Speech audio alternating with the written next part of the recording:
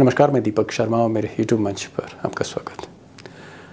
दोस्तों, महाराष्ट्र में आजकल अजीब सी स्थिति है। गांव-गांव में लोग खुद वोटिंग कर रहे हैं, खुद वोटिंग करके चेक कर रहे हैं कि उन्होंने जो ईवीएम में वोट डाला था वो सही डाला था या गलत डाला था। इसलिए मशीनों का घपला चेक करने के लिए गांव वाले खुद से वोटिंग करके पोस्टल बैलेट पर घपले को चेक कर रहे हैं। और नौबत यहां तक आ चुकी है कि सोलापुर जिले के एक गांव में प्रशासन को, सरकार को कर्फ्यू लगाना पड़ गया क्योंकि सरकार को लगता है कहीं गांव वाले मशीनों का सारा खेल ना खोलते, पोल ना खुल जाए कहीं मोदी के सिस्टम की। प्रशासन ने मतदान रुकवा दिया है। यहां ग्रामीण खुद ही मतपत्र से मतदान कर रहे थे। अब दोस्तों, सरकार ने इसलिए एक छोटे से गांव में कर्फ्यू लगा दिया क्योंकि सत्ता को ये डर सता रहा है कि अगर ये पोस्टल बैलेट से जो वोटिंग हो रही है, जो गांव वाले कर रहे हैं, इसका नतीजा और मशीनों से जो वोट हुआ है उस गांव में, उसका नतीजा, अगर इन दोनों नतीजों में कहीं अंतर निकला और अंतर बीजेपी के पक्ष में नहीं है, तो फिर आप कह सकते हैं कि एक नया बवाल खड़ा हो जाएगा देश में। और इसलिए सरकार ने कर्फ्यू लगा दिया। बाकी जो गांव हैं जो इस तरह की तैयारी कर रहे हैं, वहां भी इंस्ट्रक्शंस दिए गए हैं कि कहीं भी मॉक पोलिंग ना होने दें, इसको रोका जाए। क्योंकि अगर पोस्टल बैलेट से जो गांव वाले करना चाहते हैं उसकी गिनती और मशीनों की गिनती में फर्क आया तो खेल और खराब हो जाएगा। अब दोस्तों, सोलापुर का ये जो गांव है, इसमें जिस तरह से मॉक पोलिंग हो रही है पोस्टल बैलेट पर, जिस पर सरकार ने रोक लगा दी, कर्फ्यू लगा दिया, इस पूरे घटना से बाकी के जो गांव हैं, चाहे वो विदर्भ हो, चाहे वो मराठवाड़ा हो, चाहे महाराष्ट्र का कोई भी इलाका हो, वहाँ गांव-गांव, कस्बे-कस्बे इसकी चर्चा हो रही है।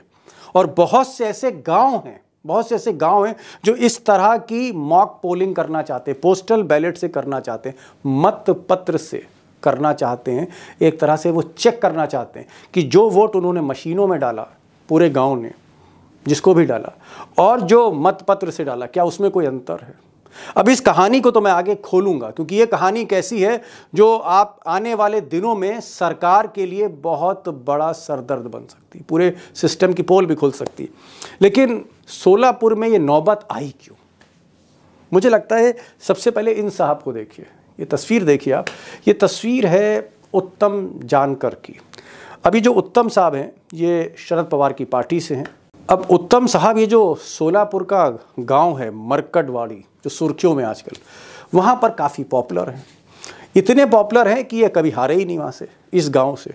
मिसाल के तौर पर 2014 में उत्तम जानकर को मत मिले थे 979, तकरीबन 1000, और जो इनके विरोध में खड़े हुए थे उनको 294। 2019 में जब मोदी लहर चल रही थी तो जानकर साहब को 1346 मत मिले, और इनके विरोधी जो थे नियरेस्ट, उनको 300 मिले।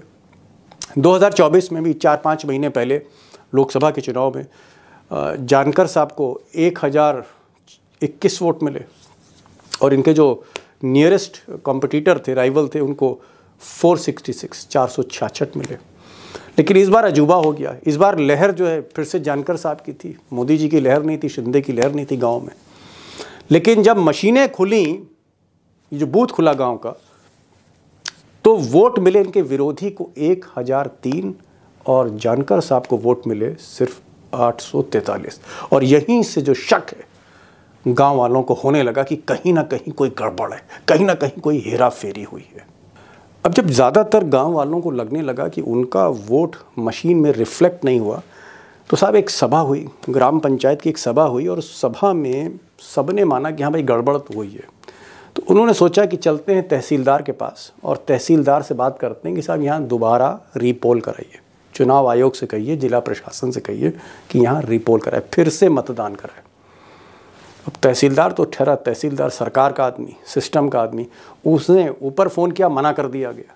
तो जब मना हो गया कि यहाँ रिपोलिंग नहीं होगी, यहाँ पर दोबारा मतदान नहीं होगा, तो किसी ने आइडिया दिया कि चलिए हम खुद एक वोटिंग कर लेते हैं, ये चेक करने के लिए कि जो हमने मशीन में वोट डाला क्या पोस्टल बैलेट से वो मैच करता है कि नहीं करता है।